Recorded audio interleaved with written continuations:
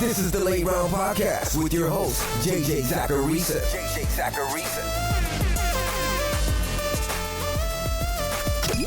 What's up, everyone? It's JJ Zachariason, the editor-in-chief at FanDuel and at NumberFire.com, and this is episode 530 of the Late Round Podcast, one of many shows that are part of the FanDuel Podcast Network. Thanks for tuning in. Every fantasy football season, there's a debate about the importance of strength of schedule, because we're nerds. Just accept it, we're nerds. On one side of the debate, you've got people who think it doesn't matter, that strength of schedule doesn't matter because it's too hard to predict.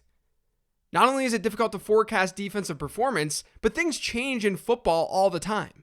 Injuries happen. How we feel about an opponent before week 1 could be drastically different versus how we feel before week 16. And while I don't disagree completely with that notion, I'm someone who believes in utilizing as much information as possible to find any sort of edge that I can find to beat my league mates. Like, if this is the way that we thought about everything fantasy football related, then why forecast anything at all? Something that's hard to forecast or something that's not as significant as something else, that doesn't mean it's irrelevant.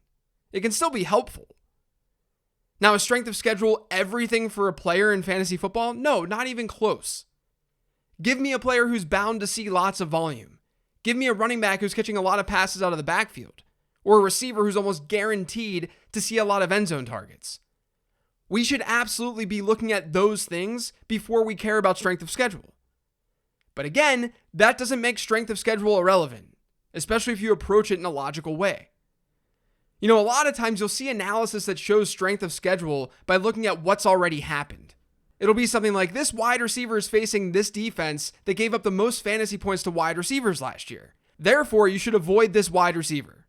There are better ways to approach strength of schedule than looking at previous season fantasy points allowed.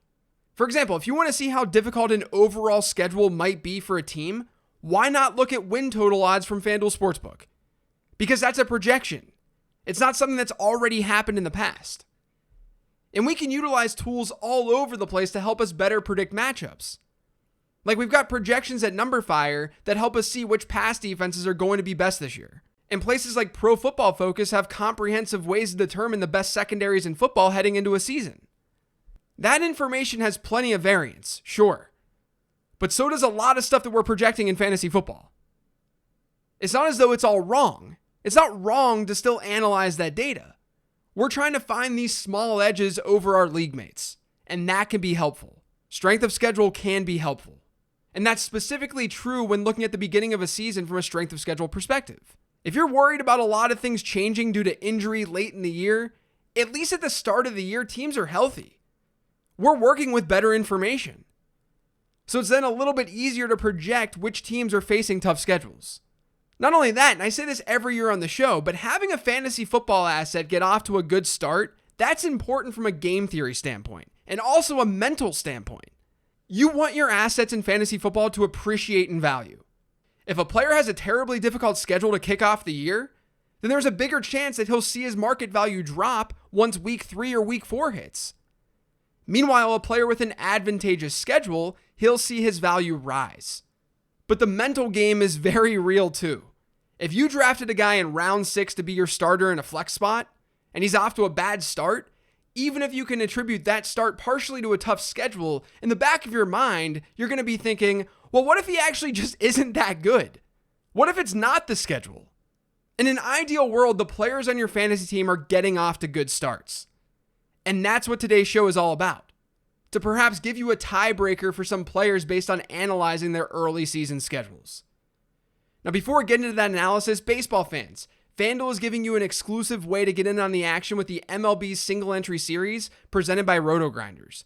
Each week, enter a featured Single Entry Series contest to win cash and compete for a seat in the $40,000 online final. Just play daily and FanDuel will add your 4 highest point totals together to get your combined score and rank for the week. Head over to FanDuel and enter the MLB Single Entry Series today. Eligibility restrictions apply. Go to FanDuel.com or download the FanDuel app for more details. So I'm going to break up today's show by looking at players or teams that have good early season schedules, and then I'll look at players and teams who have bad ones. I'll start with the good news and then deliver the bad news. Like I said, one way of looking at this stuff is to look at opponent team win totals. FanDuel Sportsbook has had their win totals up all offseason. But when you plug them in, you start to see a couple of instances where teams have cakewalk starts to their season. And when a team has a good positive game script, when they're facing a bad team and they're leading throughout that game, you know what that means. Their running backs have an opportunity to feast. So let's start with the 49ers. We've got two rookies on the 49ers this year that we're hoping can break out for fantasy football purposes. And they're both named Trey. You've got Trey Lance and Trey Sermon. One thing that could slow that process down is if Jimmy Garoppolo and Raheem Mostert get the starting nods at the beginning of the season, because they are veterans, and then they do well. And the issue for both Lance and Sermon is that the 49ers should do well offensively to kick off the season, because they get Detroit in week 1, and then they get Philly in week 2. Detroit has a win total of 5 over on FanDuel Sportsbook. Philly's at 6.5. FanDuel Sportsbook already has the lines out for those games as well. The 49ers are 7.5 point favorites in week 1 against the Lions, and they're 5.5 point favorites in week 2 against the Eagles. I do expect there to be some sort of committee in that backfield to start the season. So both Raheem Mostert and Trey Sermon, they have a chance to really do well. My bigger fear is with Trey Lance. If he doesn't get the week 1 nod, Jimmy Garoppolo really shouldn't have any issues against Detroit or Philadelphia. Not only is a positive game script likely, but neither secondary is projected to be good heading into the year. Jimmy G may not be tested until week 3 against Green Bay. So with San Francisco, I'd feel even more bullish on their run game. And I'd still feel as confident about their pass catchers entering the year. The truth of the matter for the run game too, is that when you look at strength of schedule from the perspective of win totals, no team has an easier schedule this year across the entire season than the 49ers. So that run game should be in a good spot for most of the year. It's just glaringly obvious at the beginning of the season, given the game scripts that they're likely going to face. Now, a team in a very similar spot to the 49ers to start the year is the Broncos. And like the 49ers, the Broncos have good weapons with a huge question mark at quarterback. And they have a run game that should produce for fantasy purposes. And like the 49ers, the Broncos have a rookie running back in that backfield. I'm very into Javonte Williams this year. It makes me even more excited to see the Broncos start their season off against the Giants, Jags, and Jets. 3 teams with win totals of 7, 6.5, and 6. Those are 3 of the worst teams in football when looking at win totals. This isn't as clean as it was for San Francisco, though, because Denver's not as good as San Francisco. The Broncos are actually 1-point underdogs in week 1, according to FanDuel Sportsbook. And then they're just 2.5-point road favorites against Jacksonville in week 2. What's sort of intriguing here, though, is that we can at least feel confident about the Broncos, a team that's fairly average from a win total standpoint. We can feel confident that they're going to be in those games, which means we can worry less about game script. That's especially important for the running backs. According to Pro Football Focus's front 7 rankings this year, the Giants are 18th, the Jags are 30th, and the Jets are 7th. There's a chance we see the Broncos as favorites against the Jets, though, which makes that ranking a little less relevant. And with the Giants, they're going to be a team that's tougher to pass on this year. The Giants have a good secondary. So I think it's logical to be slightly more bullish on that Denver run game to start the year, because we could see their value increase after the first few weeks of the season.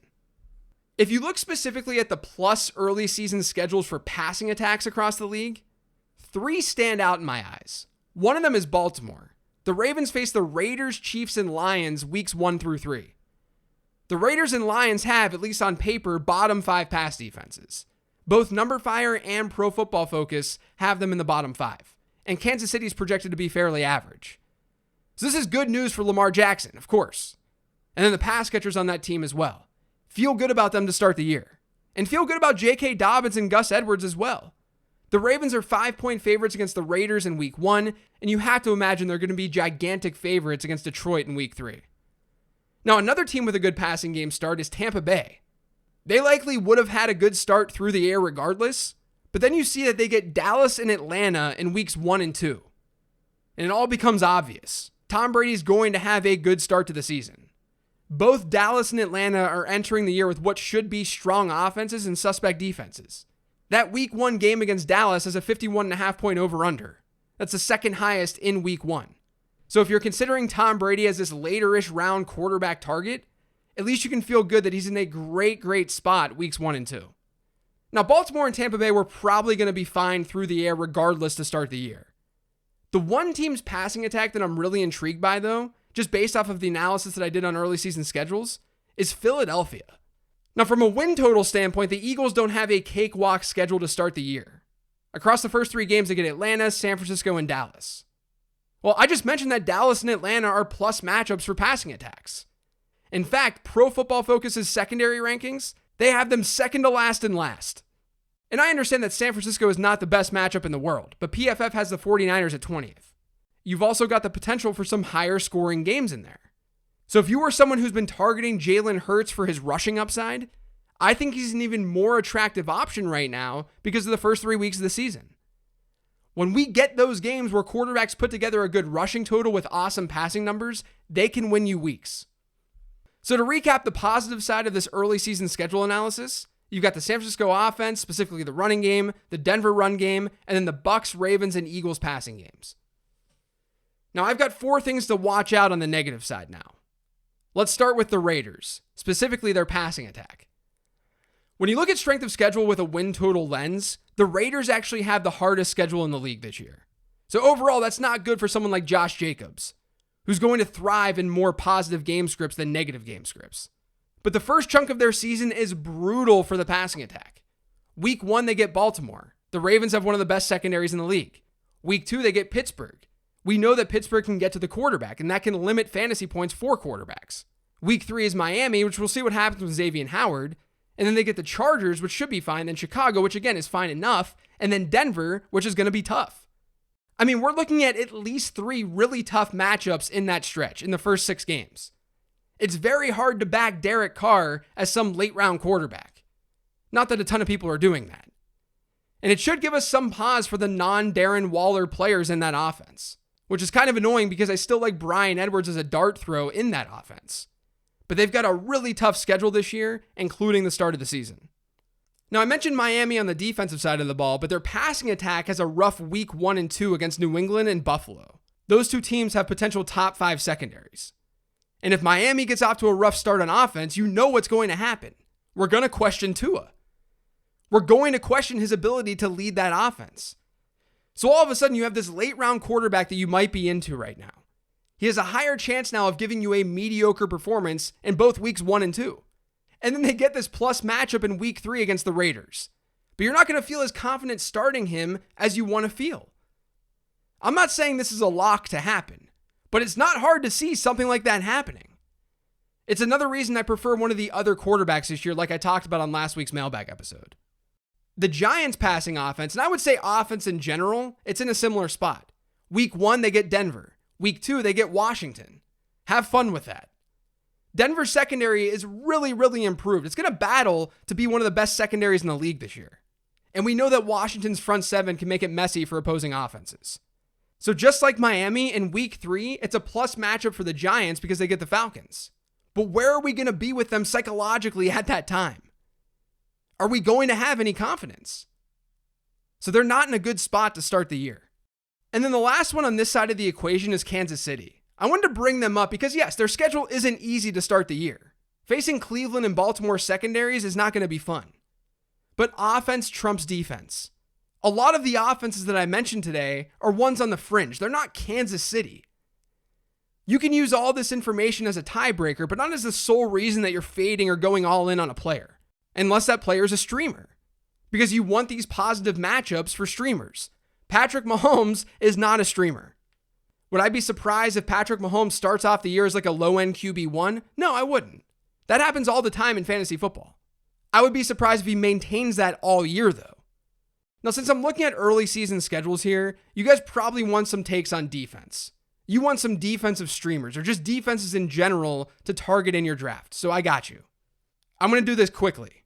Green Bay opens up their season against the Saints, and then they get the Lions. The Packers are 2.5-point favorites in week 1, and they're 10-point favorites in week 2.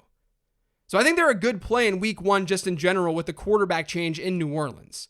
And there's no Michael Thomas. And then they're an absolute smash play in week 2. So you can get them and then keep them for the first 2 weeks of the season. And San Francisco is another option with games against Detroit and Philly.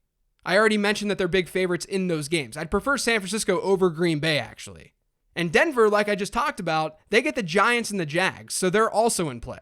And they're a very good defense. If you want a 1-week play, Jacksonville gets Houston. So if we assume there's no Deshaun Watson under center, they're a true streaming option. The Panthers get the Jets. That's another potential true streaming option. And then the Seahawks get the Carson Wentzless Indianapolis Colts. Now, I know I did that fast. I didn't have a lot of detail there, but I think that covers the defensive streaming side. Again, I want to reiterate, this analysis today is not everything. I think it's something, and it's definitely something to keep in mind while drafting. But don't let it overshadow a logical take on a player. Volume is more important than schedule. Offensive situation is more important than schedule. But schedule definitely is not irrelevant. That's going to do it for today's show, though. Thanks to all of you for listening. If you yet subscribed to the Late Round Podcast, make sure you are by searching for it pretty much anywhere podcasts can be found. And don't forget to follow me on Twitter @LateRoundQB. Thanks for listening, everyone. I'll talk to you later in the week.